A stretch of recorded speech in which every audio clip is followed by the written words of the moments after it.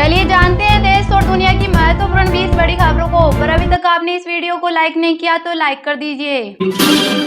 योगी की बात बिल्कुल सही, हमें बढ़ना नहीं चाहिए। राम भद्राचार्य बोले 2027 में योगी फिर बनेंगे सीएम। अभिनव अरोड़ा अभी बालक। देश भर में दिवाली सेलिब्रेशन, 10 तस्वीरें। भारत बांग्लादेश बॉर्डर पर जवानों ने पटाखे चलाए। मुंबई गेटवे ऑफ इंडिया पर लाइट शो। पद्मश्री अर्थशास्त्री डॉक्टर विवेक देवरॉय का निधन। पीएम मोदी की आर्थिक सलाहकार परिषद के अध्यक्ष ने सभी पुराणों का अंग्रेजी में अनुवाद किया।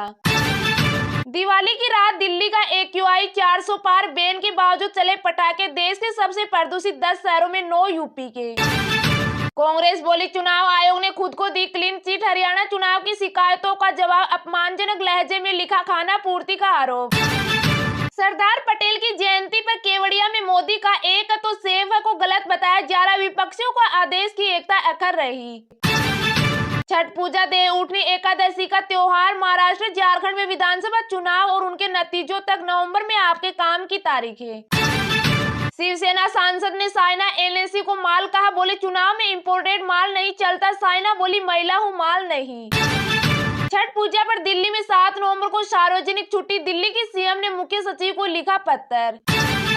जम्मू कश्मीर यूटी के स्थापना दिवस का NC कांग्रेस ने बहिष्कार किया। LG बोले इन्होंने संविधान की शपथ ली, अब बहिष्कार कर रही है, दोहरा चरित्र है।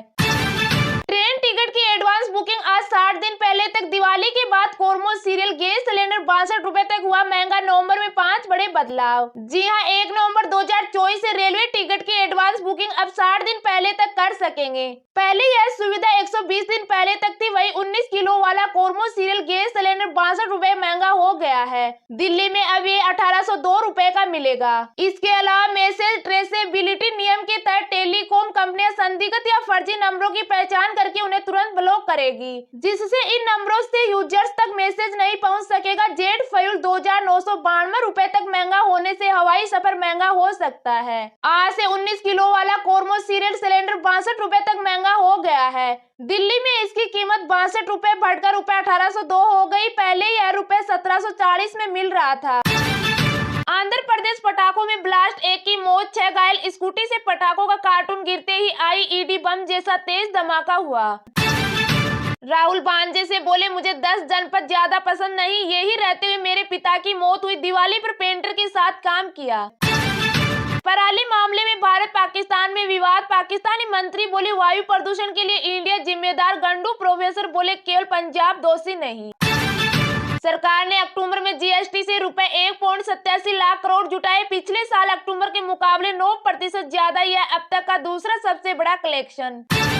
फेस्टिव सीजन में UPI से लेन देन का नया रिकॉर्ड बना। 1658 करोड़ ट्रांजैक्शन हुए। रुपए 2350 लाख करोड़ ट्रांसफर किए गए। जी हां, अक्टूबर में UPI के जरिए 1658 करोड़ ट्रांजैक्शन हुए। इस दौरान 23.50 लाख करोड़ रुपए की राशि ट्रांसफर की गई। पिछले साल अक्टूबर के मुकाबले ट्रांजैक्शन की संख्या में 45% की बढ़ोतरी हुई है। अप्रैल 2016 में UPI की शुरुआत हुई थी। तब से लेकर अब तक किसी एक महीने में किया गया सबसे ज्यादा और सबसे बड़ा ट्रांजैक्शन है। अक्टूबर 2023 में UPI के जरिए 1141 करोड़ ट्रांजैक्शन हुए थे और इसके जरिए 17.16 लाख करोड़ रुपए की राशि ट्रांसफर की गई थी। एक साल में ट्रांजैक्शन की यह राशि 37% बढ़ी है। अक्टूबर 2024 में डेली एवरेज ट्रांजैक्शन की बात करें कोई यह 53 करोड़ 50 लाख रहा और रोजाना औसतन 75,801 करोड़ रुपए की राशि ट्रांसफर की गई। कनाडा भारत विवाद से इमिग्रेशन बिजनेस में 70% गिरावट। एक्सपर्ट बोले वीजा में कमी नहीं, आवेदक कम। लेटेस्ट परीक्षा देने वाले छात्र 50% घटे। दिवाली की रात दिल्ली का AQI 400 पार। बैन के बावजूद चले पटाखे। देश के सबसे प्रदूषित 10 शहरों में 9 यूपी के। जी हां, राजधानी दिल्ली की हवा एक बार फिर जहरीली हो गई। यहाँ टाइम एयर क्वालिटी इंडेक्स देर रात 400 के पार चला गया। 1 नवंबर को सुबह करीब 6 बजे दिल्ली AQI 391 में दर्ज किया गया। देश के 10 सबसे प्रदूषित शहरों की बात करें तो इनमें 9 उत्तर प्रदेश के हैं। यूपी के समल में AQI सबसे ज्यादा 388 दर्ज किया गया है। दिल्ली में दीपावली के दिन शाम 5 बजे रियल टाइम AQI 186 रिकॉर्ड किया गया था, यानी 10 से 12 घंटों में ही हवा सामान्य से बेहद खराब कैटेगरी में चली गई। दिल्ली में बैन के बावजूद चले पटाखे। दिल्ली प्रदूषण नियंत्रण समिति ने 1 जनवरी 2025 तक पटाखों को बैन किया था। पटाखे बनाने, उन्हें स्टोर करने, बेचने और इस्तेमाल पर रोक है। इनकी ऑनलाइन डिलीवरी पर भी रोक लगाई गई थी, फिर भी आतिशबाजी हुई। भारत में 4 और फ्लैगशिप स्टोर खोलेगा एप्पल। अभी मुंबई और दिल्ली में एक स्टोर। एप्पल ने भारत में रेवेन्यू का रिकॉर्ड बनाया।